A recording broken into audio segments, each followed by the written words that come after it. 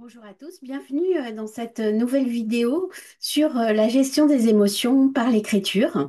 J'avais envie de parler de ça parce que c'est quelque chose qu'on me demande souvent. Est-ce que ça peut m'aider hein, à gérer mes émotions? J'aime pas tellement ce mot gérer quand on parle des émotions, mais pourtant c'est un mot qu'on emploie assez naturellement. Donc parlons de ça, parlons de la gestion des émotions. Moi, je parlerai bien sûr de l'expression des émotions. Et l'écriture, tout comme la parole, hein, a cette vertu de pouvoir nous permettre d'exprimer. Quand on parle à quelqu'un, on peut exprimer à quelqu'un, soit la personne concernée par nos émotions, soit exprimer nos émotions à quelqu'un qui nous écoute parce que c'est un proche, parce que il nous aime ou parce que c'est un thérapeute. Donc on peut exprimer à quelqu'un. Ce quelqu'un va vous écouter à partir de qui il est ou de sa fonction. Donc ça a cette particularité. L'écriture, ça se pratique seul. Donc en fait, vous pouvez aussi dévoiler tout un tas de choses que vous ne diriez jamais à quelqu'un, ou pas de cette façon-là en tout cas. Donc l'écriture en ça, elle est intéressante parce que c'est un espace intime. Moi je le vois un petit peu dans le club Psychoplume que j'anime où il y a une consigne par jour et où les gens écrivent un texte à partir de cette consigne qui emmène plutôt vers de l'introspection. Donc voilà, je vois hein, à quel point on peut être surpris par les textes qu'on écrit.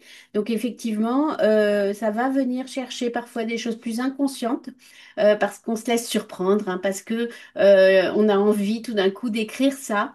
On a besoin de l'exprimer et on se laisse un peu, voilà, un peu surprendre par ça et on accepte de laisser aller ce que peut-être on ne laisserait pas aller dans la parole. Donc voilà, c'est avant tout une expression, mais c'est aussi un moyen de mettre à distance, c'est-à-dire qu'on met à l'extérieur de soi quelque chose qui est à l'intérieur. Et donc en ça, on peut commencer à le regarder et à peut-être le regarder un petit peu autrement. C'est vraiment ça aussi qui est intéressant, c'est cette prise de distance avec ce qu'on vit à l'intérieur.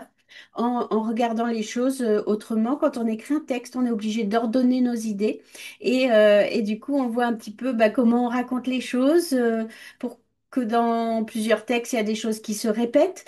Et que du coup, si ça se répète, ça veut dire que c'est important. Donc voilà, l'écriture permet ça à la fois cette expression intime et à la fois cette prise de recul. Et je trouve qu'en ça, elle est très intéressante. Et elle permet vraiment un travail psychologique important. J'ai envie aussi de qu'on parle de comment commencer, hein, tout simplement comment commencer. Alors, si vous suivez la chaîne, c'est que peut-être vous avez l'habitude aussi d'écrire, soit d'écrire de façon plus créative, hein, un roman, des fragments, de la poésie. Peut-être vous écrivez déjà dans votre journal, mais je veux aussi m'adresser aux personnes qui ne le font pas encore ou pour qui, en tout cas, c'est pas si simple. Et de parler un peu comment commencer, voilà. Vraiment, c'est pas mal. Je trouve que ce qui est vraiment porteur et qui permet d'avancer vraiment sur le plan psychologique, c'est l'écriture quotidienne. Donc écrire tous les jours, même 5 minutes, mais d'avoir un petit journal, un carnet, d'écrire à la main, parce que bah, c'est du corps et nos émotions, on va les retrouver de façon beaucoup plus forte quand on passe par le corps. Donc, je vous conseille ça, d'écrire 5 à 10 minutes par jour dans votre carnet, le matin, le soir, quand vous voulez, et sur ce que vous ressentez, hein. Vous pouvez partir d'une émotion, je suis triste aujourd'hui, ou j'ai eu peur parce que, ou alors vous pouvez partir aussi du corps, hein. Qu'est-ce que vous ressentez dans vos sensations? Donc ça peut être intéressant. Et si vous manquez d'idées, évidemment, il y a les consignes d'écriture sur le blog Psychoplume hein, que j'anime. Il y a beaucoup de consignes d'écriture dans tous les articles. Et sinon, évidemment, moi j'ai créé le club Psychoplume pour justement donner aux personnes qui en ont besoin des consignes d'écriture qui guident en fait.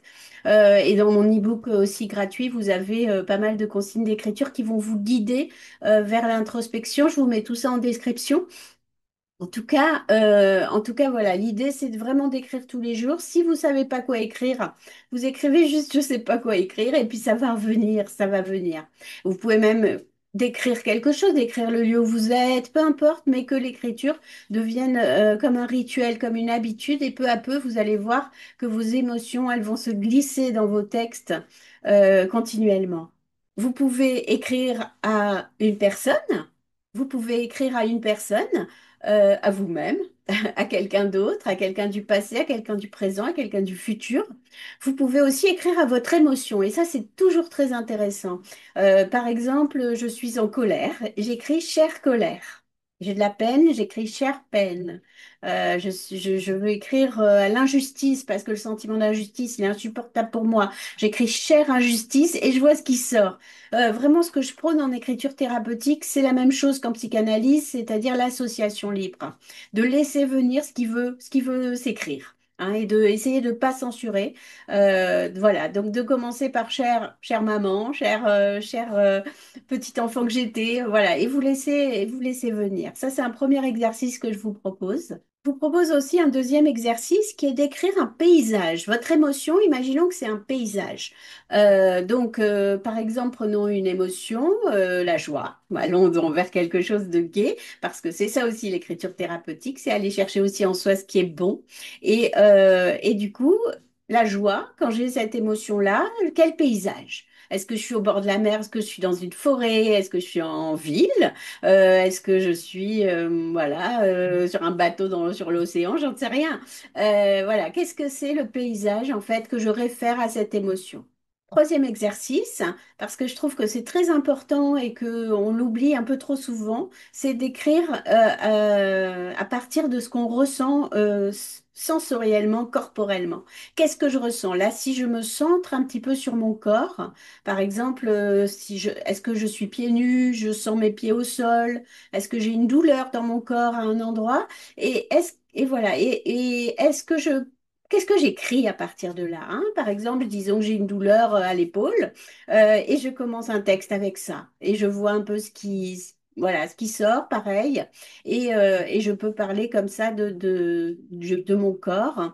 Et on sait combien il y a des troubles psychosomatiques qui sont créés par des conflits psychologiques, hein, comme parfois des migraines, comme parfois on peut avoir de l'eczéma, on peut avoir des maux de ventre, on peut avoir tout un tas de choses, hein, au niveau corporel qui est généré par de l'anxiété ou par des émotions. Donc c'est pas mal d'aller chercher qu'est-ce qui se passe dans mon corps. Donc, je serais ravie que vous fassiez ces exercices. N'hésitez pas à me dire en commentaire si, dans les commentaires en dessous, et je les lis tous, si vous faites ce genre de choses, si vous écrivez déjà dans un journal, qu'est-ce que ça produit chez vous, l'écriture? Est-ce que vous sentez, qu'il y a des bienfaits thérapeutiques, ou pas? Voilà, n'hésitez pas à partager ça avec moi, j'en serais ravie.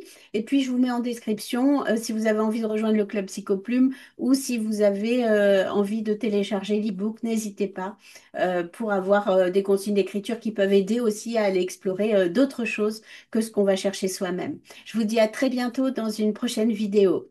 Écrivez bien.